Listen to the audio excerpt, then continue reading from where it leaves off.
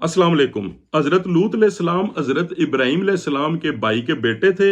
हज़रत लूत अलैहिस्सलाम के वालिद अरान आपके बचपन में ही वफ़ात पा गए। हज़रत लूत अलैहिस्सलाम के वालिद की वफ़ात के बाद हज़रत इब्राहीम अलैहिस्सलाम ने आपकी कफ़ालत की। आप ही वो पहले इंसान हैं जो हज़रत इब्राहीम अलैहिस्सलाम पे ईमान लेकर आए। अल्लाह ताला ने आपको अहले सदूम के लिए नबी बनाकर भेजा।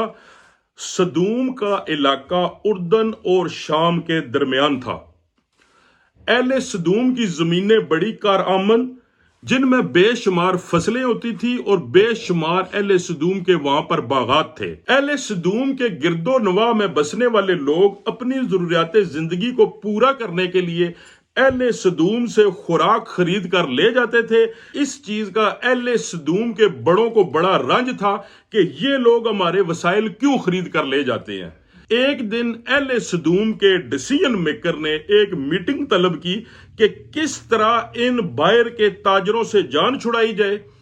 उस मीटिंग में शैतान भी पहुंच गया और उसने अहले सदूम के बड़ों से कहा कि मेरे पास एक तजवीज है, अगर आप लोग इस पे अमल करें तो हमेशा हमेशा के लिए बाहर के जितने ताजर आपके वसाइल खरीद कर ले जाते हैं उनसे जान छूट जाएगी।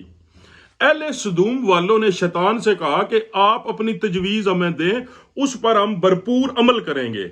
शैतान ने उनसे एक दिन की मोहलत ली कि कल मैं दोबारा आपसे आकर मिलूंगा और अपनी तजवीज तुम्हारे सामने पेश करूंगा। अगले दिन शैतान एक खूबसूरत लड़के की शक्ल में अहले सदूम के पास आया और उन्हें जिना पर आमादा किया। जब अहले सदूम शैतान के साथ जना कर चुके तो शैतान ने उनसे कहा कि यही वो काम है, अगर तुम बाहर के ताजरों के साथ इसी तरह करोगे तो आहिस्ता आहिस्ता ये लोग तुम्हारे इलाके का रुख नहीं करेंगे।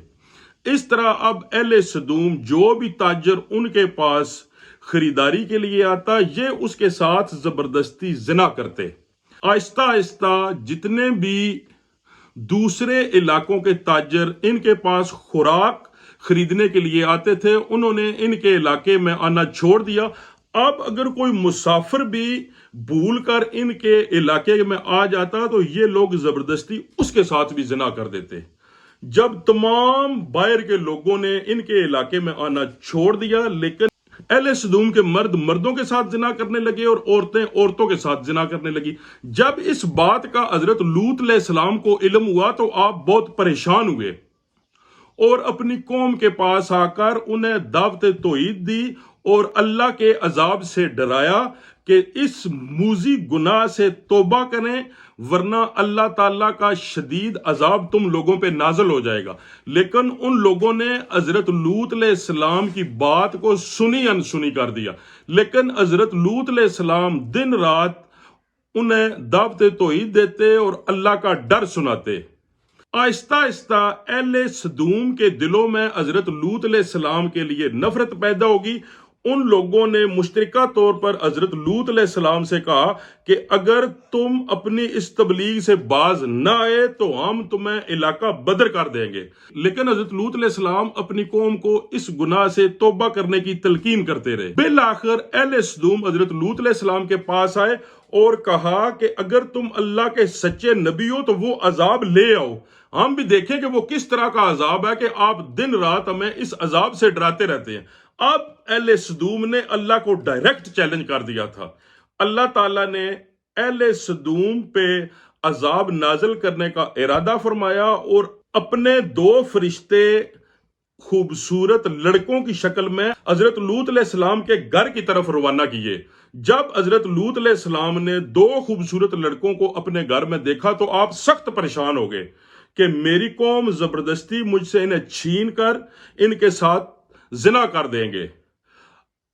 हजरत लूत अलैहिस्सलाम की बीवी वाहिला जो आप पे ईमान नहीं लेकर आई थी, उसने जब इन लड़कों को देखा है तो अपने महल्ले के नौजवान लड़कों के पास गई है और उन्हें बताया है कि हमारे घर में दो इंतहाई खूबसूरत लड़के मौजूद हैं। तमाम अहले महल्ला के मर्द हजरत लूत अलैहिस्सलाम के जब घर पहुंचे हैं, हजरत लूत अलैहिस्सलाम ने انہیں پھر سمجھایا کہ توبہ کریں اور اس گناہ سے باز آ جائیں، لیکن انہوں نے حضرت لوط علیہ السلام کی کوئی بات نہ مانی۔